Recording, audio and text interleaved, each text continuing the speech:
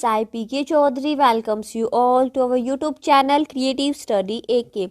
So guys, आज हमारा topic है फंडामेंटल्स ऑफ ऑर्गेनिक केमिस्ट्री जो कि फर्स्ट सेम के लिए है। स्टार्ट करने से पहले आप सबसे मेरी रिक्वेस्ट है, अगर आप चैनल पर नए हैं तो चैनल को सब्सक्राइब करें, बेल आइकन प्रेस करें और वीडियोस अच्छी लगे तो लाइक एंड शेयर ज़रूर करें। So let's start. सबसे पहले देखो ऑर्गेनिक केमिस्ट्री है ना, फंडामेंटल्स हम पढ़ रहे हैं, छोटी छोटी बातें जो ऑर्गेनिक केमिस्ट्री का बेसिक है वो आज हम स्टडी करने वाले हैं। सो सबसे पहले हमें पता होना चाहिए व्हाट इज ऑर्गेनिक केमिस्ट्री, भाई होती क्या है ये ऑर्गेनिक केमिस्ट्री। तो ऑर्गेनिक केमिस्ट्री वो ब्रांच है केमिस्ट्री की जो ऑर्गेनिक कंपाउंड से डील करती है ना। ऑर्गेनिक कंपाउंड मतलब कार्बन कंपाउंड्स और कार्बन के डेरिवेटिव्स। सिंपल सी बात है, it is a branch of chemistry which deals with carbon compounds and it's derivative. ये प्रॉपर डेफिनेशन है कि कार्बन कंपाउंड और उसके डेरिवेटिव से जो केमिस्ट्री डील करेगी वो होती है ऑर्गेनिक केमिस्ट्री। नेक्स्ट है हमारे पास आती है ऑर्गेनिक रिएक्शन। अब ऑर्गेनिक केमिस्ट्री हम स्टडी करेंगे और ऑर्गेनिक रिएक्शन ना पढ़ें, ऐसा हो सकता है? Of course not. तो जनरली देखो ऑर्गेनिक रिएक्शन क्या है, रिएक्टेंट प्रोडक्ट, यही बोलते हैं ना, रिएक्टेंट हमारा कन्वर्ट हो गया प्रोडक्ट में। ये क्या होता है, ऑर्गेनिक रिएक्शन में होता है। तो ऑर्गेनिक रिएक्शन में ये हुआ कि रिएक्टेंट प्रोडक्ट में कन्वर्ट हो रहा है। अब कुछ तो है रिएक्टेंट के पास जो उसको कन्वर्ट करेगा प्रोडक्ट के अंदर, है ना। तो इसमें हम दो वर्ड यूज करेंगे, क्या, एक तो सबस्ट्रेट और एक अटैकिंग एजेंट। सबस्ट्रेट तो हमारा कार्बन चेन होती है, जो कार्बन का हम कंपाउंड लेते हैं उसको सबस्ट्रेट बोलते हैं। उसको रिएक्ट करवाते हैं किसके साथ, अटैकिंग एजेंट। एक क्या लेके आते हैं, अटैकिंग एजेंट। वो उसके ऊपर अटैक करेगा और किस में कन्वर्ट कर देगा, अपने प्रोडक्ट में उसको कन्वर्ट कर देगा। ये जर्नली कोई भी रिएक्शन होती है तो इस फॉर्म में होती है, जर्नल फॉर्म है हमारी ऑर्गेनिक रिएक्शन की। उसके बाद है हमारे पास फैक्टर्स इफेक्टिंग, जो हमारी हेल्प करेंगे, वो फैक्टर्स जो हमारी हेल्प करेंगे रिएक्टिविटी को डिटरमाइन करने में। कोई एटम है, उसकी रिएक्टिविटी कितनी है, कम है, ज़्यादा रिएक्टिव है, लेस रिएक्टिव है, नॉर्मल है, तो वो फैक्टर्स हैं। वो 4 फैक्टर होते हैं हमारे पास। First inductive effect, second electromeric resonance और फोर्थ हमारे पास hyper conjugation effect. Okay, inductive effect, सबसे पहले इंडक्टिव इफेक्ट, इसको हम आई से रिप्रेजेंट करते हैं। ओके, इंडक्टिव इफेक्ट में क्या होता है, इंडक्टिव इफेक्ट में आपको 2 बातें याद रखनी है। सबसे पहले ये परमानेंट इफेक्ट होता है। अब देखो 2 टाइप के चेंजेस होते हैं, एक तो टेम्परेरी और एक परमानेंट, है ना। टेम्परेरी क्या है, एक क्या हो गया, मोटा हो गया। अब मोटा क्या हो सकता है, पतला हो सकता है, वो टेम्परेरी चेंज है।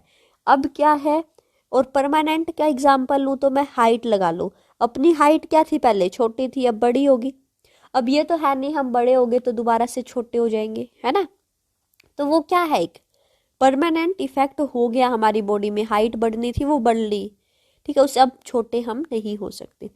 तो जो इंडक्टिव इफेक्ट है एक बार हो गया तो हो गया, उसको हम रिवर्सिबल नहीं होता, क्या नहीं हो सकता, रिवर्स नहीं कर सकते कि ओरिजिनल हम रिएक्टेंट अपना ले आए।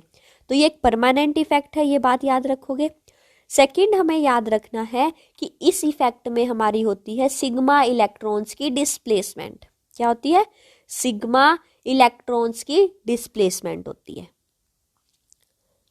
सिग्मा इलेक्ट्रॉन्स की डिस्प्लेसमेंट होती है। बात समझ आ गई। सिग्मा इलेक्ट्रॉन्स का मतलब क्या होता है, सिग्मा बॉन्ड हम बोलते हैं, सिग्मा बॉन्ड हमारे पास होती है सिंगल बॉन्ड, वो इलेक्ट्रॉन जो सिंगल बॉन्ड बनाते हैं उनको सिग्मा इलेक्ट्रॉन्स बोल देते हैं। यानी जो हमारे बॉन्ड में पार्टिसिपेट कर रहे हैं इलेक्ट्रॉन सिंगल बॉन्ड में, उनका क्या होगा, डिस्प्लेसमेंट होगा, वो अपनी जगह से थोड़ा सा आगे आ जाएंगे, है ना, उसको बोलते हैं हम sigma electron displacement.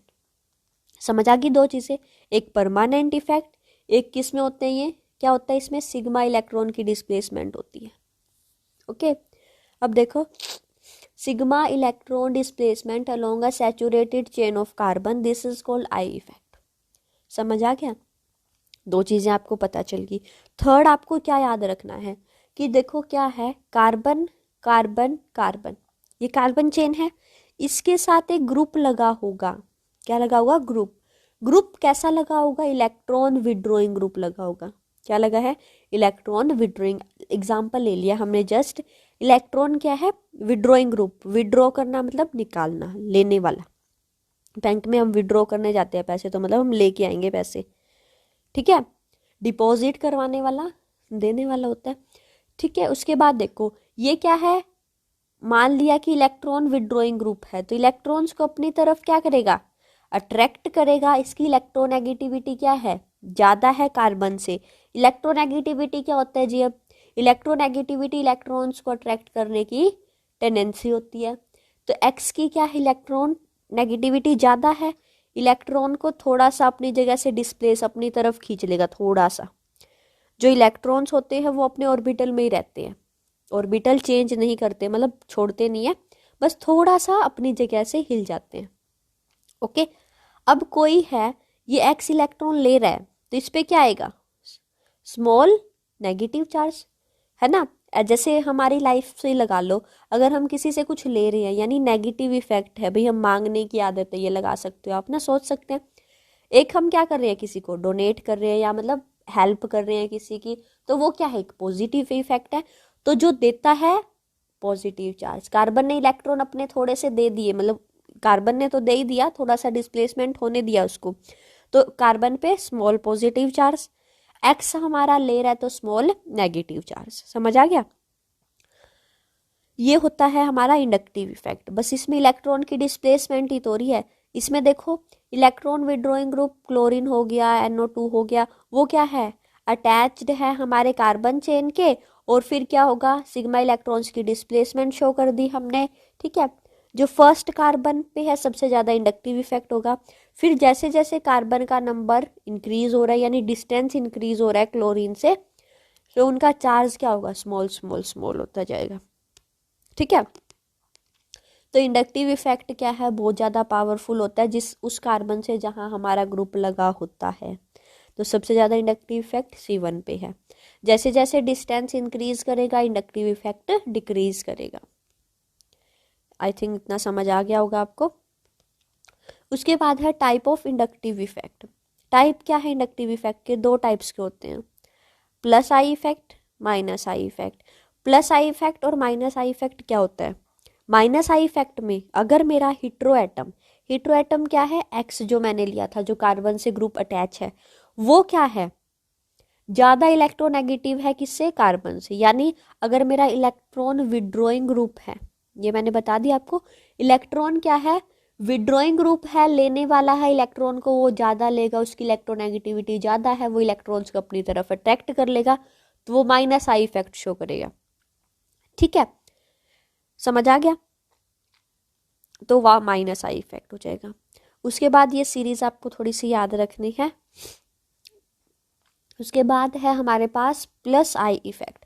Plus I effect में अगर मेरा हीट्रो एटम, यानी जो एक्स लगा है कार्बन के साथ, वो लेस इलेक्ट्रोनेगेटिव है कार्बन से, यानी इलेक्ट्रॉन डोनेटिंग ग्रुप है। इलेक्ट्रॉन डोनेटिंग ग्रुप, मेटल्स लगा लो, है ना, तो वो इलेक्ट्रॉन्स को क्या करेंगे? डोनेट करेंगे, देंगे, तो हमारा क्या होगा? प्लस आई इफेक्ट शो करेंगे। जितना ज़्यादा एल्काइल ग्रुप लगा होगा उतना ही स्ट्रॉन्ग हमारा क्या होगा? आई इफेक्ट होगा, ठीक है। तो ये नीचे एक सीरीज लिखी हुई है, जैसे जैसे हमारा एल्काइल पार्ट क्या हो रहा है? इंक्रीज हो रहा है, तो हमारा क्या करेगा? आई इफेक्ट भी क्या करेगा? एल्काइल पार्ट के साथ इंक्रीज करेगा। उसके बाद है characteristics of inductive effect. Characteristics में क्या करेंगे हम? अब देखो गाइस, कैरेक्टरिस्टिक्स है हमारे पास इंडक्टिव इफेक्ट की, कि क्या क्या सिग्निफिकेंस है उसकी। सबसे पहले क्या है कि जो इंडक्टिव इफेक्ट है ना, उसमें ओनली डिस्प्लेसमेंट होती है सिग्मा इलेक्ट्रॉन्स की, और वो कहाँ होता है? पोलर सिंगल कोवेलेंट बॉन्ड में। समझ आ गया?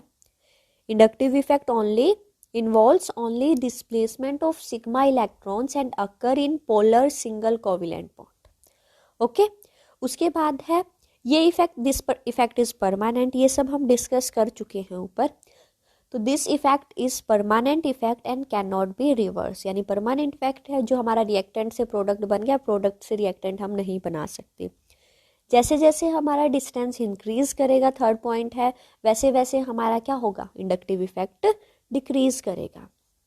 ओके, उसके बाद जो डिस्प्लेसमेंट है सिग्मा इलेक्ट्रॉन की, वो हमारे जो इलेक्ट्रॉन्स हैं अपना ऑर्बिटल नहीं छोड़ते, बस थोड़ा सा डिसऑर्डर वो शो करते हैं, अपनी जगह से थोड़ा सा शिफ्ट हो जाते हैं, खिसक जाते हैं। ठीक है, उसी की वजह से हमारे पास क्या आता है, पोलराइजेशन आता है। इलेक्ट्रॉन्स की थोड़ा सा शिफ्ट होना अपनी जगह से, वो पोलराइजेशन कोज करता है। उसके बाद इसकी एप्लीकेशंस है। फर्स्ट एप्लीकेशन है कि जो इंडक्टिव इफेक्ट है वो स्टेबिलिटी को, यानी जो इंटरमीडिएट बनते हैं, है ना, इंटरमीडिएट बनते हैं कार्बोकैटायन फ्री रेडिकल्स, तो उनकी स्टेबिलिटी बताता है कि ये स्टेबल है, लेस स्टेबल है, कौन सा ज़्यादा है, तो रिलेटिव स्टेबिलिटी वो हमें एक्सप्लेन करते हैं। पोलैरिटी बताता है, पोलैरिटी कोवेलेंट बॉन्ड में, और डाइपोल मूवमेंट का इन्वेंशन किया, मतलब डाइपोल मूवमेंट का आइडिया देता है। देखो इंडक्टिव इफेक्ट क्या करता है, पोलराइजेशन तो नॉर्मल सी बात है, हो ही जाता है। पोलराइजेशन मतलब देखो कार्बन है और ये क्या है, Cl है, ये इलेक्ट्रॉन क्या है, विड्रॉइंग यानी खींचने वाला है, तो इलेक्ट्रॉन को अपनी तरफ खींचेगा, तो यहाँ slightly negative charge, slightly small positive charge, है ना, तो ये हो गया। तो अब क्या हो गया, positive and negative charge. Dipole क्या होता है, it is consist of positive and negative charge, तो डाइपोल मूवमेंट को हम एक्सप्लेन कर सकते हैं। डाइपोल मूवमेंट क्या है, किस पे डिपेंड करता है, इलेक्ट्रोनेगेटिविटी डिफरेंस पे और orientation of various polar covalent bond, कि हमने कैसे अरेंज किया हुआ है अपने एटम्स को, उस पे डिपेंड करता है। अब इलेक्ट्रोनेगेटिविटी है, जो हमारा डाइपोल मूवमेंट है, वो डायरेक्टली प्रोपोर्शनल है इलेक्ट्रोनेगेटिविटी डिफरेंस। जितना ज़्यादा इलेक्ट्रोनेगेटिविटी डिफरेंस उतना ज़्यादा डाइपोल मूवमेंट, उतना ही ज़्यादा क्या होएगा, इलेक्ट्रोनेगेटिव डिफरेंस ज़्यादा होएगा तो पोलर कैरेक्टर भी ज़्यादा होएगा। यानी तीनों चीज़ क्या है अपने आप में डायरेक्टली प्रोपोर्शनल है, एक बढ़ेगी तो ऑटोमेटिकली दोनों और बढ़ेंगी। ठीक है, तो आपको ये याद रखना है, dipole movement is directly proportional to electronegativity difference, directly proportional to polar character. Okay guys, उसके बाद देखो greater is the electronegativity difference between the two atom, more polar is the covalent bond. जितना ज़्यादा इलेक्ट्रोनेगेटिविटी डिफरेंस ज़्यादा होगा, मैंने आपको ये बता दिया, उतना ही ज़्यादा पोलर कैरेक्टर होगा और उतना ही ज़्यादा हमारा डाइपोल मूवमेंट होगा। उसके बाद देखो ये एग्जाम्पल दिया हुआ है, हमारे पास डाइपोल मूवमेंट इंक्रीज कर रहा है, इलेक्ट्रोनेगेटिविटी भी क्या कर रही है, इंक्रीज कर रही है। ओरिएंटेशन पे कैसे डिपेंड करता है, डाइपोल मूवमेंट जो मॉलिक्यूल की होती है वो क्या है, single single atom individual bond का जो मूवमेंट है उसको प्लस करते हैं। अब एग्जाम्पल ले लिया CCl4 का, ओके, CH2Cl2, और ये क्या है मेरे पास CHCl3। इनमें क्या है, फर्स्ट देखो CCl4, कार्बन के साथ 4 क्या लगे हुए हैं, Cl लगे हुए, 4 ही क्यों लगे, 5 क्यों नहीं लगाए, ये कमेंट सेक्शन में आप मेरे को बताओगे, है ना। मेरी मतलब ये भी तो हो सकता था यहाँ मैं Cl और लगा दूँ, एक 5 हो जाएंगे, तो ये आप कमेंट सेक्शन में ज़रूर बताना क्यों लगे हैं 4। उसके बाद देखो CCl4 बनाया, अब इसमें क्या है, ये क्लोरीन और ये क्लोरीन इक्वल एंड अपोजिट है ना, तो इनकी जो डाइपोल मूवमेंट है वो क्या कर देंगे, equal and opposite cancel out, same cheese equal and opposite cancel out, तो नेट जो हमारा डाइपोल मूवमेंट आएगा वो कितना आएगा, 0। समझ आ गया, इसमें क्या है, कुछ भी कैंसिल आउट नहीं हो रहा, तो 1.6 इसकी क्या आ जाएगी, डाइपोल मूवमेंट। इसमें देखो, इसमें ये 2 कैंसिल आउट हो रहे हैं, एक बच रही है, इसकी डाइपोल मूवमेंट आएगी तो 1.01। ठीक है, तो सबसे ज़्यादा किसकी आई, CH2Cl2 की। ओके, ये एक्सप्लेन किया हुआ है। CCl4 है, 4 पोलर CCl बॉन्ड्स बनी, उनके अंदर टेट्राहेड्रल शेप बन जाएगी, और रिजल्टेंट जो डाइपोल मूवमेंट है 2 एडजेसेंट CCl4 का वो कैंसिल आउट एंड हो जाएगा इक्वल एंड अपोजिट। ठीक है, ये आप कर सकते हो, मैंने ये ऊपर एक्सप्लेन कर दिया है।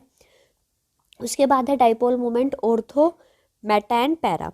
अब देखो सबसे पहले आपको जो समझना है, what is ortho position, what is para position and what is Meta position. ठीक है, तो ऑर्थो अगर मैं बेंजीन बना दूं, ठीक है, ये बेंजीन है, अच्छे से बनाना है। बेंजीन हो गया। अब मैंने यहाँ Cl लगा दिया, कोई भी ग्रुप हो सकता है, Cl is not significance for this, ये तो हम इंडक्टिव इफेक्ट कर रहे हैं तो लगा रखा है। ठीक है, यहाँ मैंने लगा लिया Cl ग्रुप, तो मैंने इसको बोल दिया कि ऑर्थो पोजीशन है। तो क्या मैं सही हूँ या गलत हूँ? ये ऑर्थो पोजीशन है, ये ऑर्थो पोजीशन नहीं है। ठीक है, ऑर्थो, मेटा और पैरा पोजीशन हमेशा विद रिस्पेक्ट में हम फाइंड आउट करते हैं किसी के विद रिस्पेक्ट में फाइंड आउट करते हैं। कैसे? देखो, अब मैंने बेंजीन बनाया, यहाँ मैंने OH ग्रुप लगा दिया और यहाँ Cl ग्रुप लगा दिया। अब मैं इसको बोल सकती हूँ कि ये क्या है? ऑर्थो पोजीशन है। ये 1 हो गया, ये 2 हो गया, तो इसके विद रिस्पेक्ट में क्या है? ऑर्थो पोजीशन है। अगर ये अकेला प्रेजेंट है Cl, तो इसकी कोई पोजीशन नहीं है, ये ऑर्थो, मेटा और पैरा। विद रिस्पेक्ट में कोई दूसरा हमारा ग्रुप होना चाहिए, उसके विद रिस्पेक्ट में हम बताते हैं ऑर्थो, मेटा या पैरा पोजीशन। ठीक है, सो देखो ये क्या है? पैरा पोजीशन है 1 2 3 4। 1 4 पोजीशन पैरा होती है, 1 2 पोजीशन ऑर्थो होती है और 1 3 पोजीशन मेटा होती है। अब ये देखो, ये क्या हो गया? इक्वल एंड अपोजिट, 0 हो जाएगा नेट डाइपोल मोमेंट। ये क्या है? Ortho position. ये क्या है? पैरा। ये कैंसिल आउट नहीं हो रहे हैं, कुछ ना कुछ एंगल बना रहे हैं, तो सबसे ज़्यादा हमारे पास होती है ऑर्थो का डाइपोल मोमेंट, फिर मेटा का, और फिर पैरा का हमारे पास 0 होता ही है। ओके, ये आप कर सकते हो। उसके बाद है इलेक्ट्रोमैरिक इफेक्ट। इलेक्ट्रोमैरिक इफेक्ट, इसको हम ई इफेक्ट भी बोलते हैं। ये टेम्परेरी इफेक्ट होता है, अनसैचुरेटेड कंपाउंड्स में होता है। कंपैरिजन करके चलना, इंडक्टिव इफेक्ट हमने पढ़ा था, परमानेंट इफेक्ट, सॉरी। उसके बाद ऑपरेशंस जो है, जो ऑपरेट करते हैं वो अनसैचुरेटेड में होते हैं, इंडक्टिव सॉरी इलेक्ट्रोमैरिक इफेक्ट, और इंडक्टिव इफेक्ट हमारा सैचुरेटेड में होता था। सैचुरेटेड सिंगल बॉन्ड होती है और अनसैचुरेटेड में डबल और ट्रिपल बॉन्ड आती है। ठीक है, उसके बाद इसमें क्या होता है? कंप्लीट ट्रांसफर हो जाता है पाई इलेक्ट्रॉन्स का, लेकिन इंडक्टिव इफेक्ट में क्या हो रही थी? बस डिस्प्लेसमेंट हो रही थी सिग्मा इलेक्ट्रॉन्स की, है ना। उसके बाद देखो C डबल बॉन्ड O, ये है। अब न्यूक्लियोफाइल अगर हम ऐड कर रहे हैं तो ये बॉन्ड टूट के O पे अटैक करेगा। O पे नेगेटिव इलेक्ट्रॉन्स कहाँ जा रहे हैं? O पे जा रहे हैं, तो O पे नेगेटिव चार्ज, कार्बन पे पॉजिटिव चार्ज। अगर हम फिर ऐड रिमूवल करेंगे तो दोबारा से हमारी ये बन जाएगी। तो ये टेम्परेरी है, यानी रिएक्टेंट से प्रोडक्ट बनाया, प्रोडक्ट से हम दोबारा से रिएक्टेंट भी बना सकते हैं। ओके, डेफिनेशन क्या है? Complete transfer of the electron of a multiple bond to one bonded atom is called E effect. यानी उसमें कोई एक ग्रुप एटम है जो बॉन्डेड है, उसी के पास हमारे कंप्लीट ट्रांसफर हो जाए इलेक्ट्रॉन्स का, पाई इलेक्ट्रॉन्स का, उसको हम बोलते हैं इलेक्ट्रोमैरिक इफेक्ट। उसके बाद है type of electromeric effect.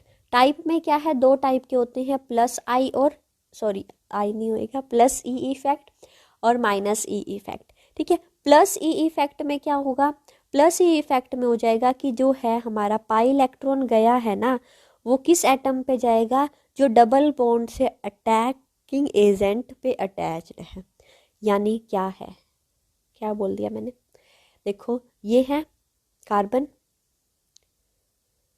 Carbon double bond O, ये हो गया H, यहाँ लगे हैं उसके साथ ग्रुप, प्लस क्या किया मैंने? H पॉजिटिव कर दिया। अब क्या होगा?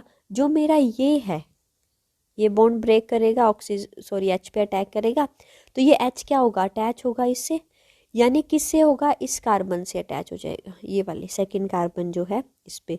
तो ये इलेक्ट्रॉन, ये कार्बन इलेक्ट्रॉन दे रहा है, तो इस पे पॉजिटिव चार्ज आ गया, तो ये हमारा प्लस इफेक्ट होता है। प्लस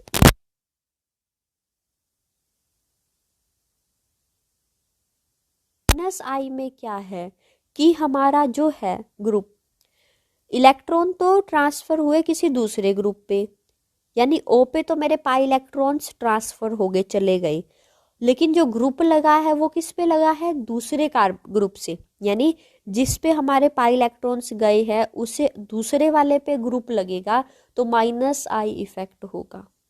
ये आपको बात याद रखनी है, ठीक है।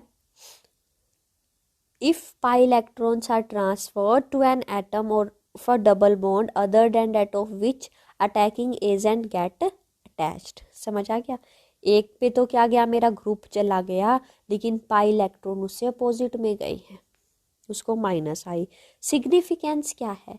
एक ऐसा मॉलिक्यूल है जहाँ पे देखो कंडीशन मिल सकती है कि आई इफेक्ट भी लग रहा है और ई इफेक्ट भी लग रहा है, तो जी कौन सा लें हम? तो उसमें हम ई इफेक्ट लेंगे हमेशा, ठीक है। ई इफेक्ट जो है वो क्या करता है, ज़्यादा इम्पोर्टेंट है आई से, ये आपको याद रखना है। उसके बाद नेक्स्ट हमारे पास आया रेजोनेंस इफेक्ट। रेजोनेंस में आपको मतलब बचपन से आप वो स्ट्रक्चर्स बनाते हैं, बेंजीन के स्ट्रक्चर्स जो कि बहुत ज़्यादा फेमस है ना। ये बॉन्ड हम इधर शिफ्ट कर देते हैं, ये इधर कर देते हैं, ये इधर, यानी इलेक्ट्रॉन्स को क्या कर रहे हैं हम, ट्रांसफर कर रहे हैं, इलेक्ट्रॉन्स की डिस्प्लेसमेंट कर रहे हैं ना। एक बॉन्ड दूसरी बॉन्ड में शिफ्ट कर दी, देखो नंबर ऑफ एटम्स सेम रहेंगे, एटम्स की कोई डिस्प्लेसमेंट नहीं होती, बस क्या है बॉन्ड हिला रहे हैं। अब देखो बेंजीन है, ये बेंजीन है, एक बेंजीन मैंने बना दिया, ये ऐसे बनेगा ना, हाँ ऐसे, ठीक है। अब देखो है तो दोनों बेंजीन, डिफरेंस क्या है, ये डबल बॉन्ड वाला डिफरेंस हो गया है ना।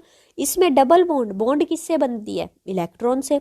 अब इलेक्ट्रॉन्स यानी चेंज हो रही है हमारी डबल बॉन्ड, यानी इलेक्ट्रॉन्स क्या हो रहे हैं, चेंज हो रहे हैं। समझ आ गया? उसके बाद देखो क्या है, explain the properties of such molecules which cannot be represented by a single Lewis structure, यानी एक ही स्ट्रक्चर से हम जिस चीज़ को एक्सप्लेन नहीं कर पाते उसको रेजोनेंस बोलते हैं। फिनोमिना जो रेजोनेंस का है वो क्या कर सकते हैं हम, बहुत सारे स्ट्रक्चर्स हम बनाते हैं, उन स्ट्रक्चर्स को क्या करते हैं, कॉन्ट्रीब्यूटिंग या फिर रेजोनेंस स्ट्रक्चर्स हम उनको बोलते हैं। उसके बाद हमें याद रखना है कि क्या है, जो हमारे स्ट्रक्चर्स बन रहे हैं उसमें सिर्फ इलेक्ट्रॉन्स की पोजीशन चेंज होती है, एटम और उनकी रिलेटिव पोजीशन जो रहती है वो क्या रहती है, सेम रहती है। ये कुछ रेजोनेंस की बेसिक सी बात, ठीक है। उसके बाद हमारे पास आया, ये स्ट्रक्चर्स आप कर लोगे, CO2 का भी structure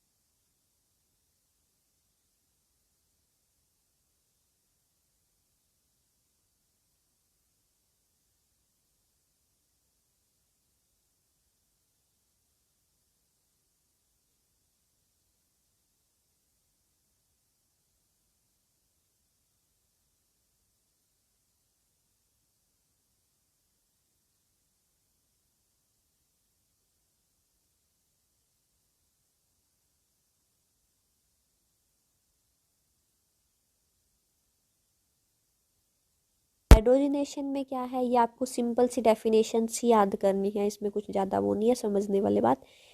of heat evoted when 1 mole of unsaturated compound is hydrogenated, जब हम एक मोल्स अनसेचुरेटेड यानी डबल या ट्रिपल बॉन्ड वाले मॉलिक्यूल को क्या करते हैं, हाइड्रोजिनेटेड करते हैं, जो अमाउंट ऑफ हीट निकलती है उसको हम बोलते हैं हीट ऑफ हाइड्रोजिनेशन। ये एग्जांपल्स है।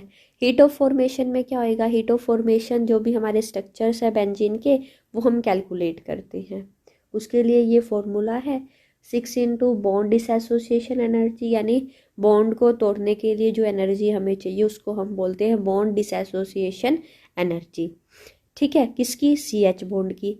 फिर हमारे पास 3 into bond dissociation energy carbon carbon की, plus 3 into bond dissociation energy of carbon double bond,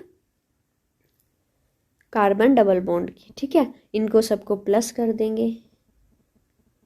conditions क्या क्या है, कंडीशंस जो है हमारे पास रेजोनेंस की, वो क्या है, various resonance structure should differ only in the position, ये मैंने आपको बता दिया कि उनकी इलेक्ट्रॉन्स की पोजीशन ही चेंज होगी बस, ठीक है। एटम वगैरह क्या रहेंगे, सेम रहेंगे, ओके।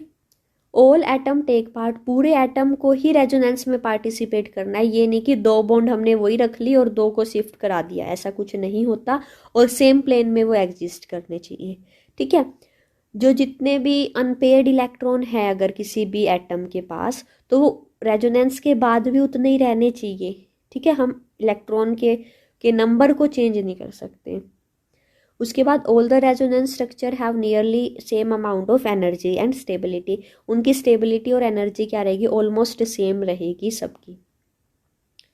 उसके बाद है प्रॉपर्टीज जो है रेजोनेंस हाइब्रिड की, प्रॉपर्टीज में क्या है, फॉलोइंग प्रॉपर्टीज, सबसे पहले स्टेबिलिटी है। स्टेबिलिटी क्या होती है, स्टेबिलिटी हमने डिस्कस किया था, जो रेजोनेंस हाइब्रिड है, एक्चुअल मॉलिक्यूल है, वो सबसे ज़्यादा स्टेबल होता है, ठीक है। और फिर हमने क्या पढ़ा था, जितने भी रेजोनेंस मतलब स्ट्रक्चर्स बनेंगे हमारे, जितने ज़्यादा रेजोनेंस स्ट्रक्चर बनेंगे उतनी ज़्यादा स्टेबिलिटी होती है, ठीक है। बॉन्ड लेंथ क्या होती है, बॉन्ड लेंथ क्या करती है, डिफर करती है, चेंज हो सकती है कॉन्ट्रीब्यूटिंग स्ट्रक्चर्स की और एक्चुअल रेजोनेंस हाइब्रिड की। उसके बाद हमारे पास है टाइप ऑफ रेजोनेंस इफेक्ट, दो टाइप के ही होते हैं, प्लस आर और minus are.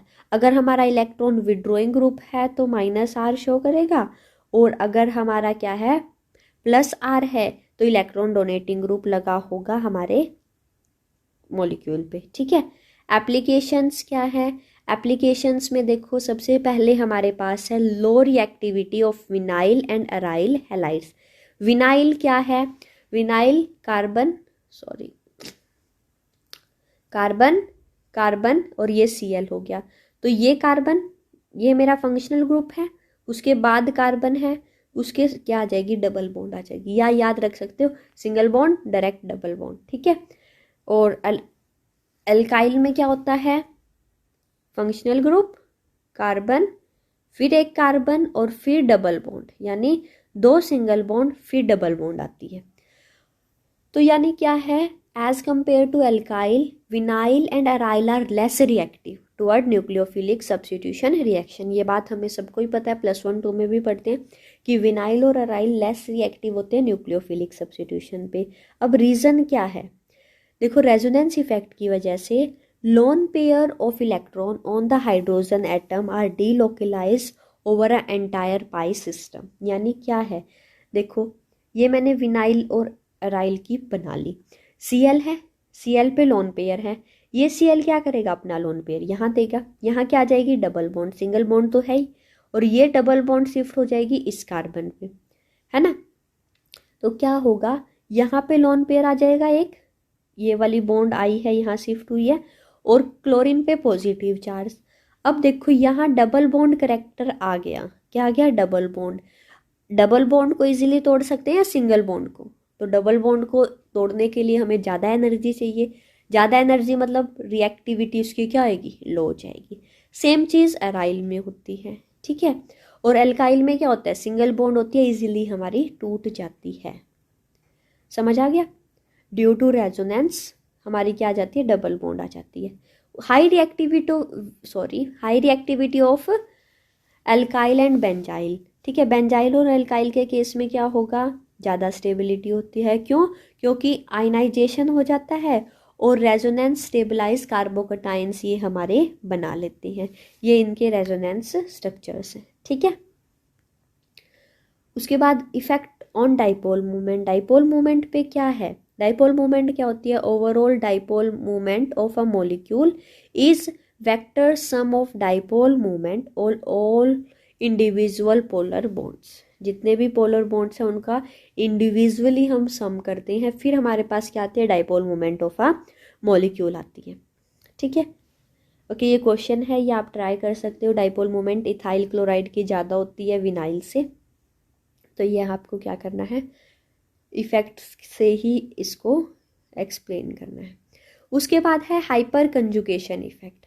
Hyper conjugation effect, अब देखो हमने किया था आई इफेक्ट, ये किया था ना सीरीज, CH3 की थ्राइस कार्बन की सबसे ज़्यादा होती है, फिर ट्वाइस, यानी कार्बन चेन जैसे इंक्रीज करेगी आई इफेक्ट हमारा इंक्रीज करेगा। ठीक है, उसके बाद हाइपर कंजुगेशन में क्या होगा, अपोजिट हो जाएगा, इंडक्टिव इफेक्ट का अपोजिट हो जाएगा।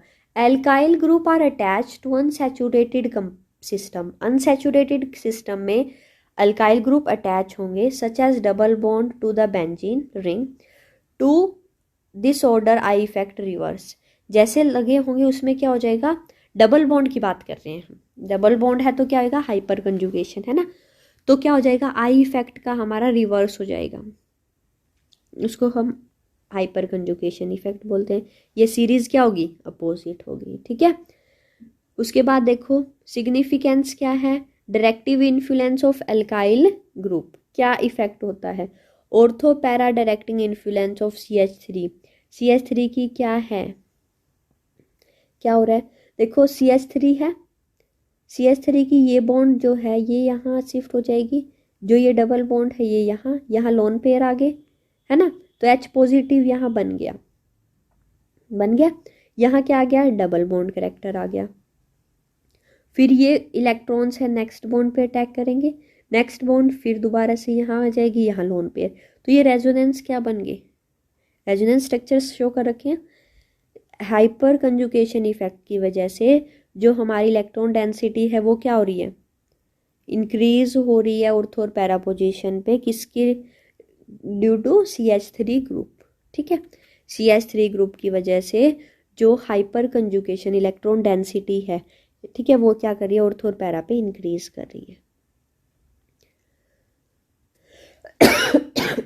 सॉरी। स्टेबिलिटी जो है कार्बोकटायन और फ्री रेडिकल्स की, स्टेबिलिटी क्या है कि सबसे ज़्यादा स्टेबल कौन सा होता है, टर्सरी, फिर सेकेंडरी और फिर प्राइमरी। जो हमारी कार्बन कार्बन सिंगल बॉन्ड है वो क्या होती है, शॉर्ट होती है एडजेसेंट टू डबल बॉन्ड, क्यों, क्योंकि इसकी वजह से भी हाइपर कंजुगेशन की वजह से। ठीक है, कुछ क्या आ जाता है, बॉन्ड डबल बॉन्ड करेक्टर आ जाता है, उसकी वजह से हमारी बॉन्ड की लेंथ क्या हो जाती है, शॉर्ट हो जाती है। ओके, ये था थोड़ा सा hyper conjugation effect. Arrow notations हम करते हैं ऑर्गेनिक रिएक्शंस में। सबसे पहले आपने नोटिस भी किया होगा, देखो ये एरो यूज़ की, ये वाली एरो भी हम यूज़ कर लेते हैं, ये वाली एरो भी हम यूज़ करते हैं ऑर्गेनिक रिएक्शंस में। अब अपनी मर्जी तो है नहीं, कभी मैंने ये कर दी, ये कर दी, ये कर दी, कुछ इनके भी क्या है, रूल होते हैं कि इस टाइम पे इसको यही यूज़ करनी है। ठीक है, अब नॉर्मल सी बात है, ऑर्गेनिक रिएक्शन में क्या होता है, इलेक्ट्रॉन्स मतलब जो बॉन्ड है एक तो टूट जाती है और नई क्या बन जाती है ना, एक बॉन्ड टूटती है और दूसरी नई बन जाती है, तो वही क्या है, ऑर्गेनिक रिएक्शन है। रिएक्शन में क्या हो रहा है, organic reaction usually involves making and breaking of covalent bond, यही चीजें होती है। अब देखो movement of pair of electron, अगर मुझे 2 इलेक्ट्रॉन हैं, दोनों के दोनों कहीं और भेजने हैं, तो इसमें हम ये वाली एरो यूज करते हैं। ठीक है, अगर क्या है, सिंगल इलेक्ट्रॉन मुझे अगर भेजना है तो हाफ हेडेड एरो यूज करते हैं। ठीक है, ये वाली एरो हम यूज करते हैं अगर सिंगल इलेक्ट्रॉन मुझे भेजना है कहीं, तो समझ आ गया। ये हम यूज करते हैं रिवर्सिबल रिएक्शन के लिए, सबको ही पता है। ओके, ये हम यूज करते हैं जब हम रेजोनेंस स्ट्रक्चर्स बनाते हैं, डिफरेंट डिफरेंट रेजोनेंस स्ट्रक्चर्स के बीच में ये लगाते हैं एरो। उसके बाद ये हम यूज करते हैं जो फाइनल हमारा क्या है, रेजोनेंस हाइब्रिड बनता है ना, कि भाई ये इसके इक्वल है, ये सारे रेजोनेंस स्ट्रक्चर्स इसके इक्वल है, इसी जैसे हैं। समझ आ गया, ये हमारे पास क्या है, डिफरेंट डिफरेंट बॉन्ड्स के थे, ये मैंने बता दिया रेजोनेंस स्ट्रक्चर्स के बीच में। अब type of bond fusion, type of bond fusion में हम क्या करेंगे, 2 टाइप से हमारी बॉन्ड टूट सकती है। क्या, 2 टाइप से बॉन्ड टूट सकती है। देखो एक बॉन्ड ये है, 2 एलिमेंट है ए और बी, ठीक है, इनके बीच में क्या है, बॉन्ड है। बॉन्ड है मतलब एक इलेक्ट्रॉन ये है, एक इलेक्ट्रॉन ये है, दो इलेक्ट्रॉन्स मिलके क्या बना रहे हैं, एक बॉन्ड बना रहे हैं, है ना, यही चीज होती है। उसके बाद क्या होगा हमारे पास कि ये क्या करेंगे, हम बॉन्ड बना दिया, ये बॉन्ड हो गया। अब क्या है, ये दो तरीके से हमारा बॉन्ड टूट सकता है। एक तो ये कि क्या करेगा, एक इलेक्ट्रॉन तो मेरा ए के पास चला जाएगा और एक इलेक्ट्रॉन बी के पास, क्योंकि एक बॉन्ड में दो इलेक्ट्रॉन होते हैं, ठीक है। तो यानी बराबर का हिस्सा बट रहा है, दो चीजें हैं, एक आपके भाई के पास जा रही है, एक आपके पास आ रही है, यानी इक्वली क्या हो रहा है, डिस्ट्रीब्यूशन हो रहा है। तो उस इक्वली डिस्ट्रीब्यूशन को हम बोलते हैं होमोलिटिक या सिमेट्रिकल फ्यूजन, ठीक है, होमोलिट्रिकल या फिर सिमेट्रिकल फ्यूजन, ये हो गया। अब देखो बनने के बाद क्या बनेगा, ए, एक के ऊपर एक इलेक्ट्रॉन प्लस बी, बी के पास भी एक इलेक्ट्रॉन है। अगर किसी भी एटम के पास एक इलेक्ट्रॉन है तो उसको हम क्या बोलते हैं, फ्री रेडिकल। क्या बन गया, फ्री रेडिकल बन गया। समझ आ गई इतनी बातें, ओके। फ्री रेडिकल क्या है, neutral chemical species which contain odd number या फिर अनपेयर्ड इलेक्ट्रॉन, ठीक है। कंडीशन क्या है होमोलिटिक फ्यूजन की, कंडीशन सबसे पहले क्या है, हमेशा नॉन पोलर बॉन्ड्स में होता है और हाई टेम्परेचर पे हमारे फेवरेबल है, हो जाता है इजीली। हिट्रोलिटिक में क्या होएगा, हिट्रोलिटिक में क्या होगा, ए है बी है, ये दोनों इलेक्ट्रॉन बी के पास चले गए, ठीक है सॉरी, बी के पास चले गए, बी क्या है, ज़्यादा इलेक्ट्रोनेगेटिव है, यानी इलेक्ट्रोनेगेटिव मतलब ज़्यादा अट्रैक्ट करने की उसके पास टेंडेंसी है, खींच लेगा वो इलेक्ट्रॉन मुझे दे दे, ज़्यादा ताकतवर बोल सकते हैं हम, है ना। तो ये क्या होता है हिट्रोलिटिक, यानी अनसिमेट्रिकल, इक्वल का हिस्सा नहीं बढ़ा, एक के पास चला गया एक के पास कुछ भी नहीं गया, है ना। तो जिसके पास इलेक्ट्रॉन गए हैं नेगेटिव चार्ज, जिसने दे दिए, अब ए क्या है, बेचारा शरीफ सा है, उसने कहा बी को ले जा, चल कोई नहीं तू ही ले जा, है ना। तो क्या हो गया, ए पे पॉजिटिव चार्ज आ गया, बी पे नेगेटिव चार्ज आ गया। उसके बाद कंडीशंस क्या क्या है, हिट्रोलिटिक फ्यूजन कैरी पॉजिटिव और negative charge on the carbon, ठीक है। दो चीज़ें हो सकती है, कार्बन पे पॉजिटिव चार्ज आ सकता है या फिर नेगेटिव। अगर पॉजिटिव चार्ज आ रहा है तो क्या है, कार्बोकटायन है, नेगेटिव चार्ज आ रहा है तो क्या है, कार्बो अनायन है। इतनी बातें समझ आ गई। उसके बाद मेरे पास क्या है, reactant and substrate. A more reactive reactant is called reagent, जो ज़्यादा रिएक्टिव होता है उसको हम क्या बोलते हैं, रिएजेंट। जो लेस रिएक्टिव है वो सबस्ट्रेट होता है ना। अब देखो CH2 के बीच में डबल बॉन्ड, प्लस क्या कर दिया मैंने, Br2, तो Br क्या लगेगा, इधर और इधर लग जाएगा, ज़्यादा रिएक्टिव कौन है, Br है, तो Br क्या हो गया, रिएजेंट हो गया, सबस्ट्रेट हमारा इथाइलिन हो गया, ओके। टाइप ऑफ रिएजेंट में क्या है, दो इलेक्ट्रोफाइल्स भी हो सकते हैं, है ना। इलेक्ट्रोफाइल्स क्या है, इलेक्ट्रॉन लविंग। इलेक्ट्रोफाइल क्या होता है, इसको हम शॉर्ट फॉर्म में शो करते हैं E पॉजिटिव से, किससे, E पॉजिटिव से, ठीक है। इलेक्ट्रोफाइल क्या होता है, इलेक्ट्रॉन लविंग स्पीसीज होते हैं, इलेक्ट्रॉन की उनके पास कमी होती है। कोई चीज़ क्या है, हमें अच्छी कब लगती है, जब हमारे पास नहीं होती, है ना, ये कहते हैं ना। और आज के टाइम में तो ये है ही कि जो हमारे पास है उसकी वैल्यू हमें नहीं होती, जो नहीं है उसके पीछे हम भागते हैं, इट्स द रियलिटी, है ना। तो यही चीज़ है हमारे केमिस्ट्री में भी। इलेक्ट्रोफाइल क्या है, इलेक्ट्रॉन लविंग। क्यों लविंग, क्यों है, क्योंकि उसको ज़रूरत है ना। तो इलेक्ट्रॉन लविंग स्पीसीज, ठीक है, उनको इलेक्ट्रॉन्स क्या है, डेफिशिएंट होंगे, मतलब उनके पास कमी होएगी। तो कमी है तो पॉजिटिव इलेक्ट्रोफाइल हो सकता है या फिर न्यूट्रल हो सकता है। न्यूट्रल इलेक्ट्रोफाइल क्या होएगा, पॉजिटिव, जिसपे पॉजिटिव चार्ज होगा, जैसे H पॉजिटिव है, H3O पॉजिटिव है, Cl positive, Br positive, NO2 positive, ठीक है। और उसके बाद न्यूट्रल कब होगा, जिनके ऊपर कोई भी चार्ज प्रेजेंट नहीं होता, जैसे फ्री रेडिकल्स, हम एग्जाम्पल दे सकते हैं।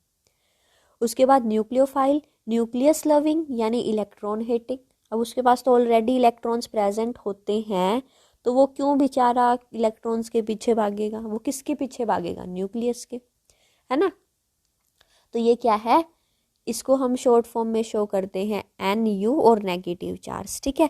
तो ये नेगेटिव भी हो सकते हैं और न्यूट्रल भी हो सकते हैं, ठीक है। जिनके पास अनशेयर्ड पेयर ऑफ इलेक्ट्रॉन होते हैं नेगेटिव, और जिसके पास क्या होगा, कोई भी चार्ज नहीं होगा, वो क्या हो जाएगा, न्यूट्रल हो जाएंगे।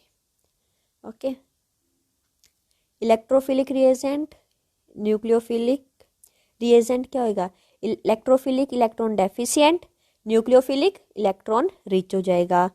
इलेक्ट्रोफाइल क्या करेगा, एक्सेप्ट करेगा, वो क्या करेगा, डोनेट करेगा। जो एक्सेप्ट करता है वो एसिड की तरह एक्ट करता है, जो डोनेट करता है वो लेविस बेस की तरह एक्ट करता है। ये न्यूट्रल और पॉजिटिव होते हैं, ये न्यूट्रल और नेगेटिव होते हैं, ठीक है। बस यही आपको याद रखना है। उसके बाद मेरे पास आ गया intermediate, reactive intermediates. Reactive intermediates में क्या है, इंटरमीडिएट्स क्या होते हैं, बीच में कुछ टाइम के लिए अनस्टेबल कुछ बनता है हमारी रिएक्शन में, जो शॉर्ट टाइम के लिए ही कह सकते हैं, ठीक है। Short lived highly reactive chemical species, यानी खुद अनस्टेबल होते हैं, लेकिन वो क्या करते हैं, हमारी रिएक्शन को फास्ट करके चले जाते हैं, ठीक है। तो वो क्या होते हैं, कार्बोकटायन, कार्बोअनायंस, ठीक है। तो कार्बोकटायन हम डिस्कस करेंगे सबसे पहले। तो कार्बोकटायन में क्या हो जाएगा, कार्बन और कटायन पॉजिटिव चार्ज, वो स्पीसीज जिस पे पॉजिटिव चार्ज होगा कार्बन पे, ठीक है। एटम क्या होगा, इलेक्ट्रॉन डेफिशिएंट होगा, इलेक्ट्रॉन की कमी होगी। ओके, जनरली क्या है, कार्बोकटायन कब बनते हैं, जब हमारा हिट्रोलिटिक क्लीवलेस होता है। हिट्रोलिटिक मतलब एक अकेला इलेक्ट्रॉन्स अपने पास रख लेता है, दूसरा बेचारा ऐसे कैसा रह जाता है। तो सबसे पहले कैसे बनते हैं, देखो RX मैंने ले लिया, एल्काइल हैलाइड्स ले लिए, क्या बनेगा, जो ये बॉन्ड है ये क्या है, हैलाइड्स, हेलोजन्स है ना, X ज़्यादा क्या है, वो इलेक्ट्रोनेगेटिव है, इलेक्ट्रॉन्स को अपनी तरफ अट्रैक्ट कर लेंगे, तो R पॉजिटिव बन जाएगा और X नेगेटिव, ठीक है। और X के पास क्या आ जाएंगे, लॉन पेयर, यही होता है। अब ये क्या बन गया मेरा, कार्बोकटायन, जो R पॉजिटिव है ये क्या बन गया, कार्बोकटायन, समझ आ गई।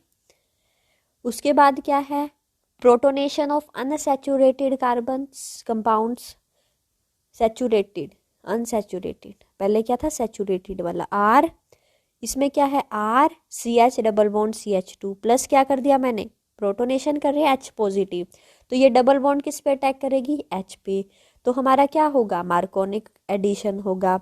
तो R यहाँ क्या है, CH पॉजिटिव चार्ज, और ये हाइड्रोजन यहाँ अटैच हो जाएगा। हाइड्रोजन कहाँ जाएगा, जहाँ हाइड्रोजन ज़्यादा है वही जाएगा, है ना। मार्कोनिक रूल हम पढ़ते थे कि हाइड्रोजन वही जाता है जहाँ हाइड्रोजन ज़्यादा होते हैं, राजा का बेटा राजा होता है, यानी हाइड्रोजन भी क्या करेगा, जहाँ हाइड्रोजन ज़्यादा है वही जाएगा, है ना। ओके, अल्कोहल्स का प्रोटोनेशन कर सकते हैं, अल्कोहल प्लस H पॉजिटिव करेंगे तो ये लोन पेयर H पे अटैक करेंगे, ये यहाँ ROH2 बन जाएगा, O पे पॉजिटिव चार्ज और एक लोन पेयर बच जाएगा, है ना। तो ये हो जाएगा, ये कार्बोकटायन्स हमारे बन जाते हैं ऐसे। उसके बाद देखो क्लासिफिकेशन, 3 टाइप्स के हमारे पास कार्बोकटायन हो सकते हैं, प्राइमरी, सेकेंडरी और टर्सरी, है ना। तो ये सिंपल क्या है, मिथाइल कार्बोकटायन है, CH3 पॉजिटिव ओनली, तो मिथाइल। अब ये क्या है, प्राइमरी है, ये क्या हो जाएगा, सेकेंडरी हो जाएगा। प्राइमरी क्यों है, देखो ये पॉजिटिव चार्ज वाला कार्बन किससे अटैच है, एक ही कार्बन से अटैच है ना। तो ये पॉजिटिव वाला 2 कार्बन से अटैच है, तो ये क्या हो गया, सेकेंडरी। अब टर्सरी में क्या हो जाएगा, एक कार्बन ये CH3, ये CH3 और ये क्या है CH3, इस पे पॉजिटिव चार्ज, तो किससे अटैच है, 1 2 3, 3 से, तो ये टर्सरी हो गया। तो ये हमारे पास है क्लासिफिकेशन कार्बोकटायंस की, प्राइमरी, सेकेंडरी और टर्सरी। ऑर्बिटल स्ट्रक्चर करेंगे, ये प्लेनर स्फेरिकल स्पीसीज होते हैं हमारे पास, जिनके पास MTP ऑर्बिटल्स प्रेजेंट होते हैं, 120 का एंगल होता है और sp2 हाइब्रिडाइजेशन होती है, ठीक है। स्टेबिलिटी की अगर हम बात करें, any factor which tends to disperse the positive charge, जो डिस्पर्स करेगा वो क्या होएगा, स्टेबलाइज करेगा, और इंटेंसिफाई करेगा वो क्या करेगा, डिस्टेबलाइज करेगा। ये आपको दोनों फैक्टर्स याद रखने हैं। यानी इलेक्ट्रॉन डोनेटिंग ग्रुप है, डोनेट करने वाला है, तो क्या करेगा, डिस्पर्स करेगा पॉजिटिव चार्ज, स्टेबल हो जाएगा। अगर इलेक्ट्रॉन विड्रॉइंग ग्रुप है, इलेक्ट्रॉन खींचने वाला है, तो इंटेंसिफाई करेगा पॉजिटिव चार्ज को और वो डिस्टेबलाइज हो जाएगा। तो सबसे ज़्यादा हमारा स्टेबल, ऐसे हम बात करें तो एल्काइल के केस में तो टर्सरी सबसे ज़्यादा स्टेबल होता है, फिर सेकेंडरी और फिर प्राइमरी। रीज़न हम एक्सप्लेन कर सकते हैं, इंडक्टिव इफेक्ट हमने पढ़ा है ना।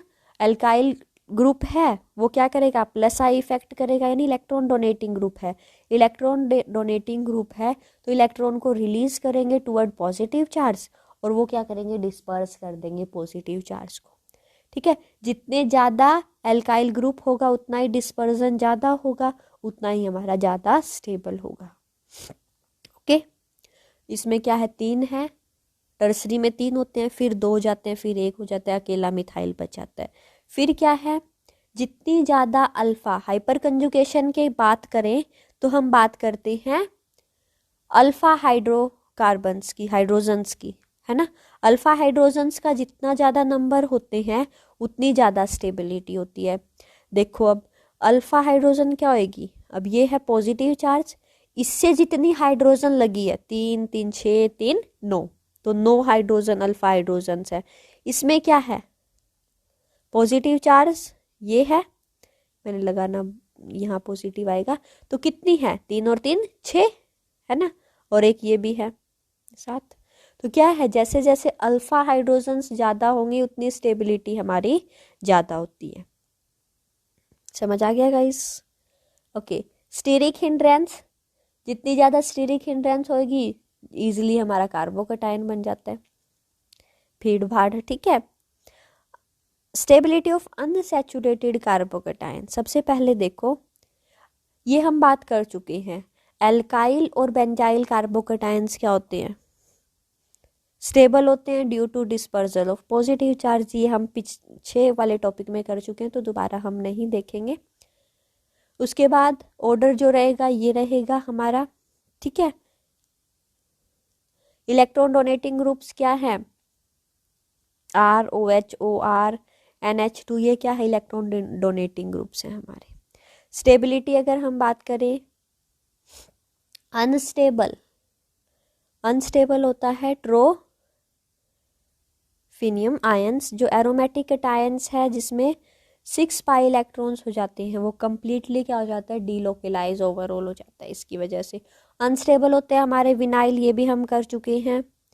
ओके, उसके बाद हमारे पास आया कार्बो अनायंस। कार्बो अनायंस कार्बन पे नेगेटिव चार्ज होगा, ठीक है। ये प्राइमरी, ये भी क्या है, same cheese, primary, secondary and tertiary. sp3 बनाते हैं, ठीक है, पिरामिडल इनकी शेप होती है। समझ आ गया। एंगल जो हमारा बनता है 1 क्या है, थोड़ा सा कम होता है किससे, टेट्राहेड्रल एंगल से। टेट्राहेड्रल एंगल हमारा होता है 109 डिग्री 28 मिनट। क्यों होता है, क्योंकि जो लोन पेयर रिपल्शन है वो ज़्यादा होती है किसके कंपैरिजन में, बॉन्ड पेयर रिपल्शन की ज़्यादा। एंगल कितना होता है इनका, 97 डिग्री, याद रख सकते हो आप। स्टेबिलिटी जो है सबसे ज़्यादा स्टेबल इंडक्टिव इफेक्ट के अकॉर्डिंग हमारे होंगे मिथाइल, फिर प्राइमरी, फिर सेकेंडरी और टर्सरी, यानी कार्बोकटायन से जस्ट अपोजिट है ये। क्यों है, क्योंकि इलेक्ट्रॉन रिलीज करेंगे plus I effect alkyl group का, तो वो क्या करेगा, इंटेंसिफाई करेगा नेगेटिव चार्ज को, उसकी वजह से। ठीक है, type of hybridization, type of hybridization में क्या होता है, sp, sp2, sp3 ऐसे ही होता है ना। sp मतलब triple bond, sp2 double bond, sp3 single bond. तो sp में क्या होता है, 50-50% क्या होता है, s करेक्टर होता है 50%, ठीक है। sp3 यानी क्या है, 2 p है 1 s है, तो 33% हमारा s करेक्टर होता है। ये आपको s करेक्टर याद करना है। उसके बाद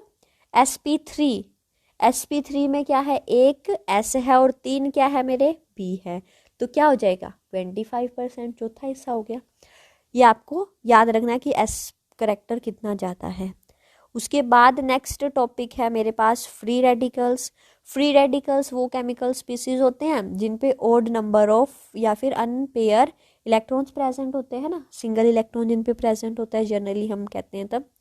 तो ये क्या होता है, जनरेशन हमने देख ली थी, इसमें क्या होएगा, होमोलिटिक होएगा। एक इलेक्ट्रॉन, दो अगर हमारे एटम्स है उनके बीच में बॉन्ड है तो एक एक इलेक्ट्रॉन वो शेयर कर लेते हैं। Classification same, primary, secondary and tertiary. sp2 hybridization, p orbitals हमारे पास तो एक क्या है इलेक्ट्रॉन प्रेजेंट होता है p ऑर्बिटल में, 120 एंगल होता है, प्लेनर होते हैं, ठीक है। स्टेबिलिटी क्या होगी, सबसे ज़्यादा टर्सरी की, फिर सेकेंडरी की, प्राइमरी की और मिथाइल की। ये किससे, हाइपर कंजुकेशन से हम इफेक्ट से शो कर सकते हैं। जितनी ज़्यादा अल्फा हाइड्रोजन्स प्रेजेंट होगी उतना ज़्यादा हाइपर कंजुकेशन इफेक्ट होगा, उतना ही ज़्यादा हमारा स्टेबल होगा, ठीक है। उसके बाद हमारी strength of organic acids. Strength हम ऑर्गेनिक एसिड्स की कैसे फाइंड आउट करते हैं, देखो कोई भी एक्वा सॉल्यूशन लिया हमने, ठीक है, RCOOH प्लस क्या कर दिया, H2O कर दिया वाटर, रिवर्सिबल रिएक्शन होगी, किसमें ब्रेक हो जाएगा, RCOO नेगेटिव बन जाएगा और H3O बन जाएगा हमारे पास, है ना। जो स्ट्रेंथ हम फाइंड आउट करते हैं एसिड की, वो एसिडिटी कांस्टेंट में हम फाइंड आउट करते हैं, जिसको हम Ka से रिप्रेजेंट करते हैं, ठीक है। तो ये क्या करेगा, ऊपर हम लिख देंगे जो हमारी प्रोडक्ट बनी है और डिवाइड में हम लिख देंगे जो हमारा रिएक्टेंट है। H2O हम एक्सेस में लेते हैं तो इसको हम नेग्लेक्ट कर देते हैं, ठीक है।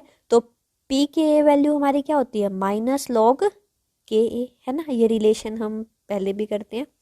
जितनी ज़्यादा Ka की वैल्यू होगी उतना स्ट्रॉन्ग एसिड होगा, जितनी लोअर वैल्यू होगी pK की उतना ज़्यादा क्या होगा, वीक होगा,